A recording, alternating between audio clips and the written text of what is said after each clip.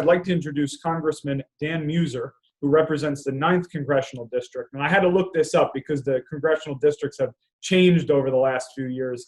And he represents parts of Luzerne County, but also Carbon, Columbia, Lebanon, Montour, Schuylkill, some of Berks, and some of Northumberland County. I had to write that down. But when I look at your district, Congressman, what I see there is manufacturing and warehouse and distribution. I would put that congressional district up against basically any other congressional district in the United States for its ability to produce products and move those products to the East Coast and up into New England.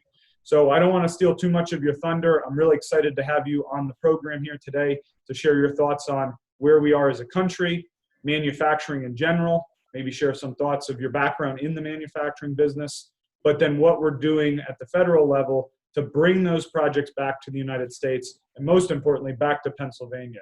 So without further ado, Congressman Meuser, I'd like to invite you to take the stage. Thanks, Bill. I really appreciate everybody being here. I really thank Cabot very much, my old friend George Stark, Keith Smith, I appreciate you, Matthew Henderson. We spent some time working together. Of course, Bill, you and I have done our share of projects, and John Augustine as well, as so many on the call. I appreciate it. Yeah, Bill, the 9th Congressional has a number of labels to it. Some call it the beer capital of the world. I mean, a lot of us like that. We're the candy capital of the world. We're the Christmas tree capital of the world. We're also known as the distribution hub of North America. Some people just call it God's country. I like that one too. But we want to be, and we can be, the manufacturing hub to North America. And frankly, Pennsylvania can be the new Texas if we do things right. It's absolutely been an honor to serve as a member of Congress. As you outlined, there's many opportunities in the 9th Congressional every day. You look at them, pass by them, envision what can be from our cities to our rural areas. As stated, we are the distribution hub. We all know the data. 70% of the nation's, the continent's population is within a 10-hour drive. We've got low energy costs. We've got the people. We've got the economies of scale. We've got a lot of things going for us. Distributors can very often turn into much more. And I do know this from my past. You know, I spent 25 years in manufacturing in Northeast Pennsylvania. And I did serve for 4 years as revenue secretary. I set up many distribution centers around the country. And each one of them, over the years, transitioned from distribution to service, technical service, customer service, to light assembly, to light manufacturing, to all-out manufacturing. And I think that's a very reasonable transition that we need to continue to lean in on and hope to work to create opportunities for all of these very large companies that have established hubs in and taken advantage of our geographic proximity to the continent, to our populations, as well as just being a good place to do business. As revenue secretary, I worked with Dave Taylor and the Manufacturers Association and others, and we accomplished quite a few things. Along the way, and just to name one, was the cracker plant, what was then the Royal Dutch Shell cracker plant, and we also were very engaged, as Matthew Henderson knows, as revenue secretary. We set up a natural gas, actually it's called Natural Gas and Oil Work Group, to assure that we guided the natural gas industry. It was developing, not necessarily in its infancy, we'll call it its adolescent days, from 11 to 15, to understand compliance and for us to know what they needed within reason, so as the industry could grow as seamlessly and responsibly as possible. We leaned in hard with Governor Corbett. He deserves a lot of credit, and a few other members. Governor did put me on his work group for that project. Myself, Alan Walker, and a few others. And we came through. We met with the Shell folks dozens of times, and we ended up winning as far as them not just deciding to build a cracker plant in the Northeast, which was never done before, but we beat out Ohio, who was offering them everything, and West Virginia along the way. So that was an example, and we were very inclusionary with all stakeholders. And look what we've got. We've got what will be a manufacturing renaissance out in the western part of the state, not just Beaver County.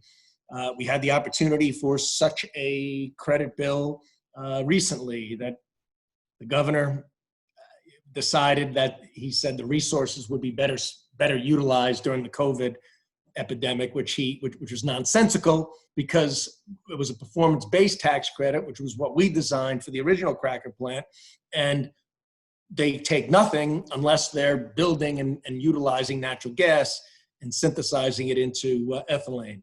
So, but we are here in Pennsylvania positioned to be the next Texas. We've got the schools, particularly the vocational schools, but we've got a great school system in our Apache system, Penn State and others. We've got the energy. Lord knows we've got the energy. And as stated, we've got the people, we have the geographic locations. Now, over the last several years, the Trump administration, very frankly, has done a very good job allowing America to be competitive, far more competitive than it was before. Taxes, regulations, we know what was done. Taxes, regulations, energy independence policies, certainly trade, very important. Now, that makes our country competitive, and a rising tide definitely lifts all boats. I mean, Pennsylvania's numbers were terrific from an employment standpoint, wage increase standpoint, all sectors. Manufacturing increased by, I think it was at least 2,500 in new manufacturing jobs when it was on a serious decline for 8 years. So good things. But what we didn't do is we didn't move as far as where we stood on a competitive basis to other states. We're still 36, 37, 38, 39th, 41st as where a new business needs to be, somebody would like to start a new business. So that needs to change. Serving in Congress is really a good news, bad news story. I won't get into the bad news because we got limited time, but unfortunately there was a lot of opportunity lost with Speaker Pelosi leading the House down a road with bills to nowhere, and it was very political, including impeachment to nowhere and such. But I'm very, very enthused by the prospects of us getting through this recovery. We have an outstanding House leadership in our Republicans, people who I think the American people are going to be able to rely upon, in Kevin McCarthy and Steve Scalise and others. The White House is amazing to work with. Even many Democrats say that. The president makes his secretaries available. I've met with in a year and a half, one-on-one, probably 12, 13 of the secretaries, usually more than once, from Perdue to Esper to Betsy DeVos to Steve Mnuchin, and it's been helpful. We've been able to affect change. The Vice President of the United States is incredible. He's been up here several times. We know, makes himself available. And the president, crying out loud, I've been in office for 18 months, and I've been with the president probably 7 or 8 times. I've had Democrats tell me when Obama was in office for 8 years, they met him once. There's also a guy by the name of Peter Navarro. Peter Navarro, I got to know very well. I got put on a congressional trade group when we were working on USMCA and the China trade deal. Peter is very well respected, even more so now in the White House. And he's got a goal, and his goal is bringing back manufacturing to America. And we want as much of it as possible here in Pennsylvania. Looking to create incentives from a government. The only thing you can force business to do is if, our government's not in the business of forcing private industry to do anything, right? But we can create incentives. We can create the most competitive atmosphere possible. And that's what states are going to need to do if we're going to attract them here, rather than manufacturing coming back, going to Tennessee, South Carolina, North Carolina, Arkansas, Indiana, Texas, of course, and Florida. So we got our work to do moving forward. But government purchasing, the VA has requirements of what percentage of a product or service needs to be American made. All of government should actually have that, and we're gonna be moving in that direction to drive it that way. Certainly, low cost energy is a huge factor in that. Continued lowering of regulations, and the ultimate goal is not tariffs when it comes to trade, but 0% tariffs. Equivalency, equitable trade agreements, but preferably 0%. You think about that. You think we can do that. America's best days by far, particularly our manufacturing, are ahead of us. When we got the whole world, we got the best products, the best innovation, the best creativity, we got the best food. And the world could be our stage if we continue to open up these markets. A lot of talk about an infrastructure bill. A lot of talk about how this country is in need of an infrastructure overhaul, some stuff that just needs to be updated. And I'm curious to see both at a national level, but also at a state level, what you're hearing on an infrastructure bill and when we think we might see such an infrastructure bill. Because I know a lot of labor guys are ready to get to work, and a lot of manufacturers would love to see some new highways, bridges, pipelines being built. Congressman, I'll throw it to you first. Well, there's talk of so-called phase 4. We'll certainly be working on that. That does likely will come about. I hope it does in the month of July. Liability insurance is very important. We do need to help. President had that Project Warp Speed for finding a vaccine, very important. The PPP, New Flexibility Act, was passed. That needed to be done. There were far too many, particularly in Pennsylvania, and restaurants and the tourist industry. That 8-week period didn't work for them, so we extended out that to 24 weeks. We got to open up the schools. That's part of the list. And I've also got a coal reclamation bill that I think would be very important as far as phase 4 goes for Pennsylvania and other states. But T&I is at the top of the list. Transportation infrastructure. I just Monday introduced a bill which is establishing something called the Infrastructure Bank of America. That's the private sector capitalized, fully privately owned and managed approach that, not to get into the details, but could add as much as $300, $400, $500 billion a year in private skin in the game as far as for development of infrastructure and basically public-private partnerships, primarily revenue-generating such projects. But I am all for whether that ends up being part of a transportation infrastructure bill or a standalone. It's absolutely essential. We all know our roads. We've got our share. In Pennsylvania, we have more state roads than all of New York and New England combined. We've depleted our motor license fund because people weren't driving for a couple of months, and that comes from gasoline taxes. So it's essential. I'm a big proponent of it. So now we've been a big proponent of it for a while now. So let's hope that, so is the president. I mean, the president wants this to happen. Let's hope it can in the next 4 months, 5 months prior to the election. I feel as if I feel assured that it will occur next year if it doesn't occur now, because it's essential for our modernization, and there's really a number of smart ways of going about it that are being introduced. There's a bill coming to the out of committee soon that is another bill going nowhere, unfortunately, that the Democrat leadership is bringing. And don't get me wrong, I don't mean to sound so political, but you know, I'm about results. I got many friends on both sides of the aisle, but when something is possible, I get a lot more excited about it than just a messaging bill, which this one will be another of such. So yeah, we've got to get it done. It's talked about in every caucus meeting we have, every conference call that we have, from leadership through the rank and file. We want to get something done. More so to the career and technical side of things, what's being done at, say, the federal level to invest in career and technology centers, whether they be a CDL school or just welding, advanced manufacturing. These are great schools, and we need to transition, especially our youth and young adults, into those types of careers.